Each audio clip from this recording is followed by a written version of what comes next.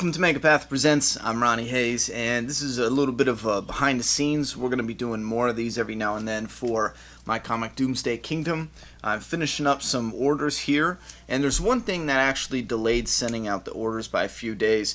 For those who ordered issue number 1, there was a lot of trying to save as much money as possible on shipping, but also trying to keep the comics from getting damaged, to keep it as secure as possible. What I went with issue number 1 that I didn't enjoy was just going to like Walmart or something and buying stacks of boxes like the moving boxes and just cutting out little shapes that would secure the prints and the comics, because originally I was looking up ones that were pre-cut. However, some of them were up to like $1 a piece, so every order it was $1 additional on that we would have to put into the cost. And the cutting up the moving boxes, I think it brought the cost down to like 6 cents, sometimes 4 cents, and that's for every single order. Now you have to keep in mind, some of the orders you made a couple dollars profit, so it wasn't a problem, but a lot of the orders, there was a good chunk, I forget what it was, but like 70% of the orders, let's say, there was almost no profit to be had, because it was like an order for a single comic for $3.99, and then they paid shipping. And what was happening is, to get the comics, because we bought issue number 1 in big bulk, I think we paid, I forget the specifics, but it was just under the $4 price tag. So there wasn't much room at all profit-wise.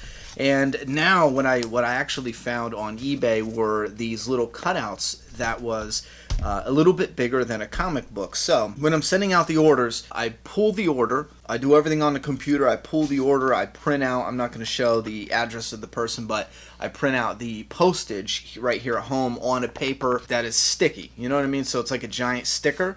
Previously I was taping them, and my God, you go through a lot of tape taping on the orders. So right now it costs a little bit of money, but you get the ones where you can just tape on. And what I do is, after I pull it, I verify the order twice, and then this is my kind of behind the scenes process. When I verify the order a third time, the final time after it's pulled, and I do the printout of the postage, and we're going to be going over that in a separate video probably. What do I do then is, every postage that's out, there's a code on it that'll tell me what all goes in the order number and the code. Now, this has worked so well with the first shipment. There was only one order that was a mistake on our end that needed a signature that didn't get a signature. And I think we're doing pretty good with this order. We're going to be, well, another 3 or 4 days until we're complete sending out orders. So what happens is, after I pick the order, the comics go into a complimentary bag of board. Not a lot of people do this. I don't think I've ordered a bunch of comics online, and it was just the comic only that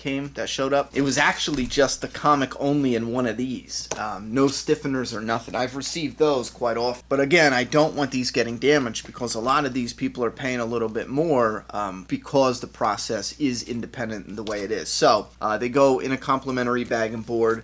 We give a sticker, which originally was supposed to go on the package, but I thought we'll do the map sticker free, so you can do whatever you want with it. And everyone who pre-ordered and ordered this set of issues of issue 2, even the ones that have it on hold, you will, for issue 3, you will receive one of these cards that's a Doomsday Kingdom of the Rider from issue 2, and on the back it has a little write-up, and it has a little block here with my signature. Some people will get a signature with me and the artist. And again, if you find, let's say you got my signature on the back, if you find the artist at a convention down the line, and you can have him sign that little space. So there's extra room there for the writer and the artist.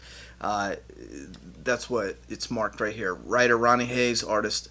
There's a little something I designed that I like. So you get the complimentary card with the sticker. It goes with the comic book, and then these things that, when they arrived, I thought I wasn't going to like them, but to be honest, they are the best so far. As far as appearance, cutting out the cardboard, honestly, it just looked like trash. So this time around, we have these nice pre-cut, cheap yet effective cardboard that should keep any package from getting bent. We've got the comic, we got the card and the sticker, and then we neatly yet effectively place it between it. We tape it up. So now we got the comic in there, we have the sticker, we got the trading card, and originally the sticker I wanted to put on the package, so it's a little map thing. But like I said, I think it's a little bit better to say here. You get the sticker, it's the map logo. You can do whatever you want with it, you know. But now we have the comic, and it's not like this, you know, hand-cut cardboard that's jagged and just taped on there. I feel like this is a much better presentation for when you open up your comic, and it's also pretty thick and sturdy, so there's definitely no way your mailman should screw this up, and if he does, it's disappointing. But again, we'll file a claim with the post office if any mailman like destroys your comic, obviously. So you slap that in the priority mail. It's got that sealer on it, so you don't have to tape it up. And to give it some extra seal, like I said, these postage that you print out from stamps.com, they have a very solid stick to it. So what you do is when you put it on, just put it on over the lip. I'll show you here. I'll cover up some of the name here, but you put it on over the lip here, so it's like extra seal right there. And then the last thing I do is I slap on these do not bend on both sides. That way, no matter what side the postman's looking at, hopefully he sees that little, you know, do not bend, please don't do that. And then there we go. I mean, it's pretty solid, and especially for those who get like 2 or 3 issues, it is pretty solid. So, and that's it. Got a stack of comics going out. I got 2 more international orders to get together here, and then I pile up the orders over here. Right here, these are the most recent orders I gotta send out. I'm actually gonna hurry up to ship these out now. There's the setup right there where I record the daily videos or the regular videos, and right now it's just this little fold-out table that I have as my temporary shipping center. And the reason for that is because originally I was going to set up something that was more permanent, and we were going to rock out with issues 3 coming up, issue 4, issue 5, but issue 3 is going to be the last one we do, hopefully, like this. Once we get to issue 3, the goal and the plan from that point on is to try an online campaign to get us a publisher. We are working behind the scenes to contact some publishers. As soon as all the issue 2s are sent out, we're going to be trying to get in contact with some publishers to get in the comic shops, because the way we're growing right now, I mean, it's growing very well, very, very well. The way we're growing right now, I would have to go the artist also would have to go full-time, but I would have to go full-time mainly doing the shipping, you know, because it's the most time-consuming aspect to this project. So that's something that we will be able to do in the future, but we're going to look at the alternative, which is to lock down a publisher. I think that would be absolutely awesome, because that would also free up time. And again, the only time I'm talking about freeing up, I'm not talking about once we get a publisher making the comics going to be easy, yada, yada, yada. No, I'm just talking about strictly taking away, because when you're shipping thousands and thousands of comics order by order, man, is it time consuming. So once we get rid of that time, then I'm able to focus more on the channel and the comic itself, you know, throughout the month. So I just want to show a little behind the scenes. We also have a lot of recommendations for the putting the story together itself, and I'll try to come up with a video like that. Speaking of the story itself, I have this paper next to me. This is a newer process I started doing. This is issue 3 here. I started putting these pages together on one page. It's kind of like a storyboard if you ever look at the behind the scenes for movies and stuff. Now each page right here, each block, I'm sorry, is a page of the comic. So you have the first page with a little dot in the corner, and those dots actually represent if it's going to be this page or the fold-out page, and that's important because of the page turn reveals. The page turn reveals are very important because, like, we have a very bloody scene, and it's supposed to be like a shocker. So on the front, you'll have a character being like on the front bottom right page, the character will be like, Mary, you know? And then I don't want to give too much away. And then when you turn the page, it's the big gory moment. You know, that's your page turn reveal. Different than a cliffhanger. In a comic book, you can have multiple page turn reveals. They could be big, they could be small. Same thing with cliffhangers. Cliffhanger is always a page turn reveal unless you do some extra pages and you end on like a spread or something, like a double page spread. I don't know why you would do that, but maybe in the rare occasions. But with the page turn reveal, that is your cliffhanger almost always because of the structure and layout of a comic book. But that's your big end of the issue, cliffhanger moment. So I guess the page turn reveals could be like mini cliffhangers segmented throughout a comic book. But this is something that if you're interested in creating a comic and you are a writer or the creator or writer and artist, this is something that I find extremely helpful when it comes to looking at the issue overall. Because when you get into writing the comic, it's easy to say, yeah, you have the story outlined and you're putting it together and you're getting into the specifics, and it's easy to say, okay, I feel good about this. But then when you step back, like recently this has helped me, especially with issue 3, kind of moving some of the story around, because originally it was segmented where we focused on one character for a chunk, another character for a chunk, another area for a chunk, but now it bounces around a little more. You'll be in a private room in this bar/nightclub, then you're bouncing out to the main area, then you're bouncing out to Tristan, then you're back at the main area of the bar, then you're in the private room, and it kind of builds in a way because the world is going through this crisis together slowly, especially in the beginning here. So I do highly recommend something like this. Not for your initial outline. When you initially create your story, I'll even cover that in a second, but when you have your story outlined and you kind of got an idea of the majority of the pages, you would sit down and maybe even draw a little doodle. It doesn't have to be perfect at all. If you look at this, you probably can't even recognize what's going on, but I know because, I scribbled little things, little images that let me know, okay, we have the intruder, there's this little scuffle, we bounce to this, we go here, there's a discovery moment, and you can kind of feel the pacing of the overall issue, and you know where you got little weak moments or maybe exciting moments, so when you look back, you can go, all right, you know what? This has got some exciting moments sprinkled throughout here, and this is going to be a good singular issue, especially where you do moments that come back around. Like The Walking Dead issue number 1 has a great moment that comes back around. I think it's a great moment where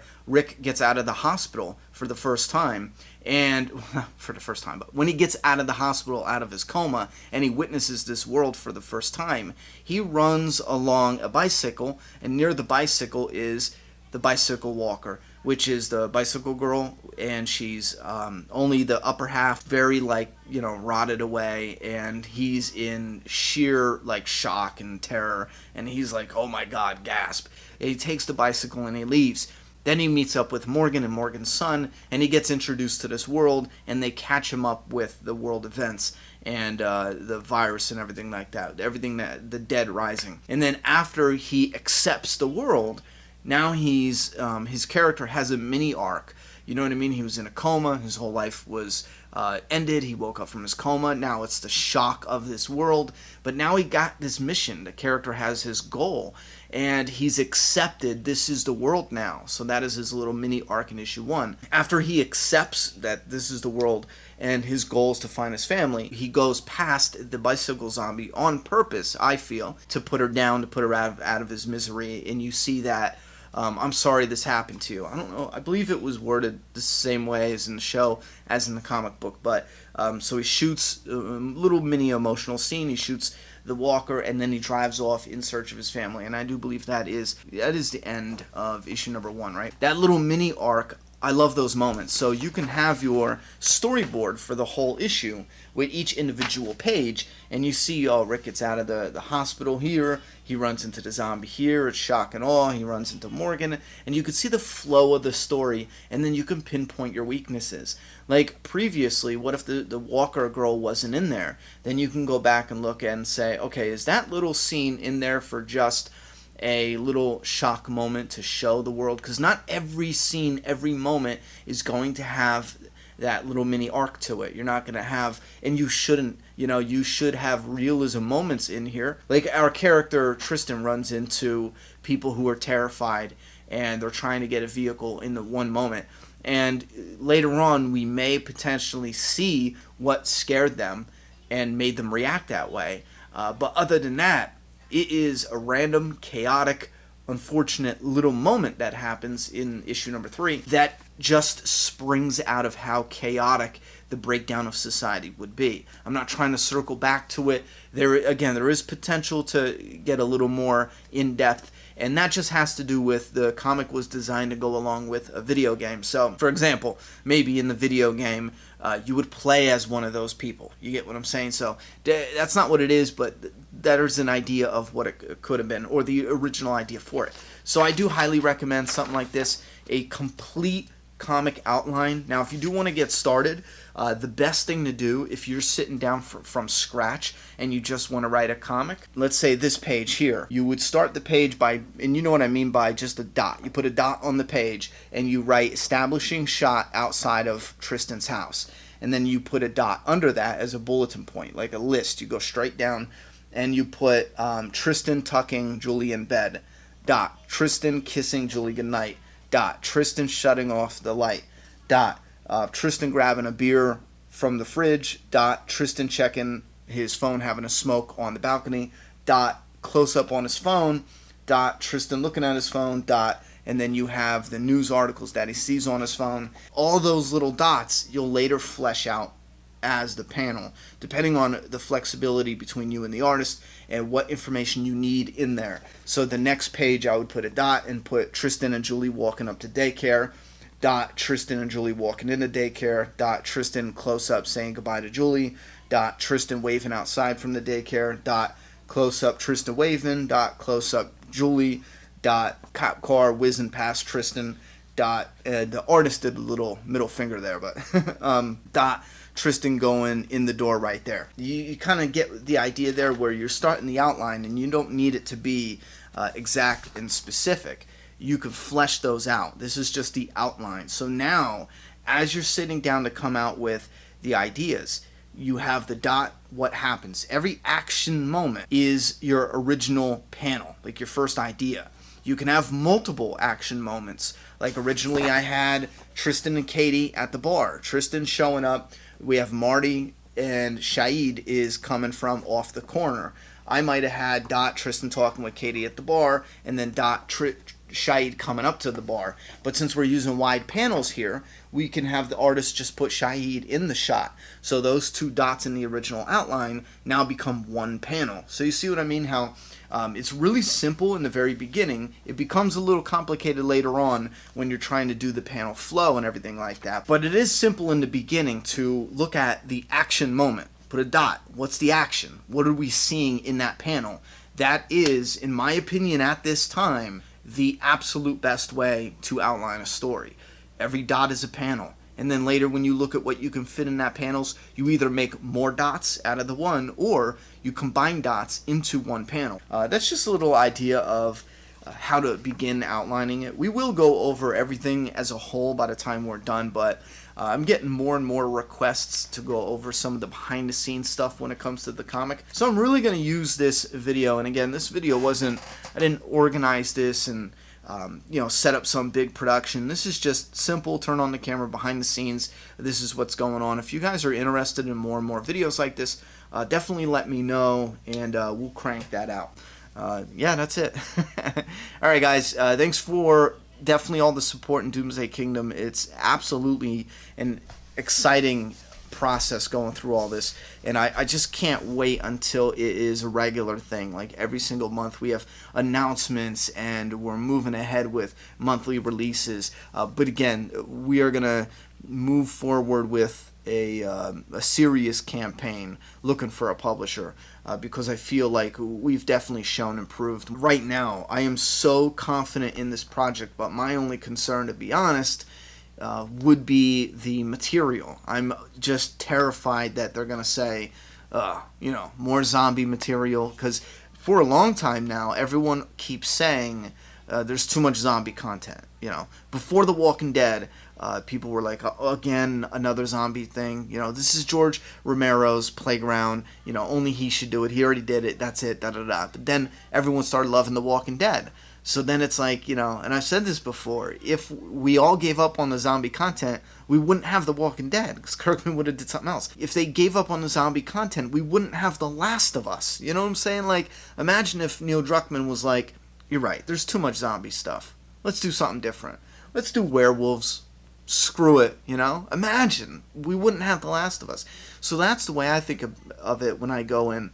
There's a zombie fan. I have been a lifetime zombie fan.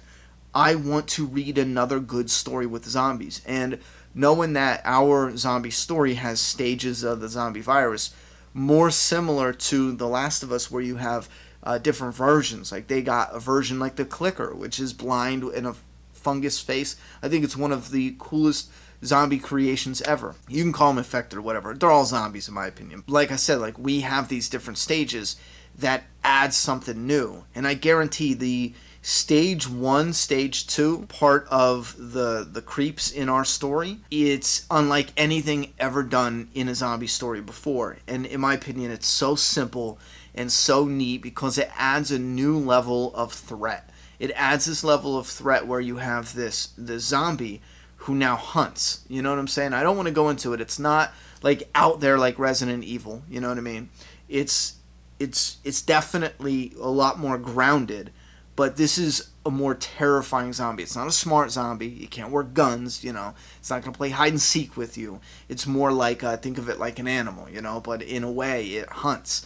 And it's not just a walk up type zombie. And again, that is the stage 2, let's call it.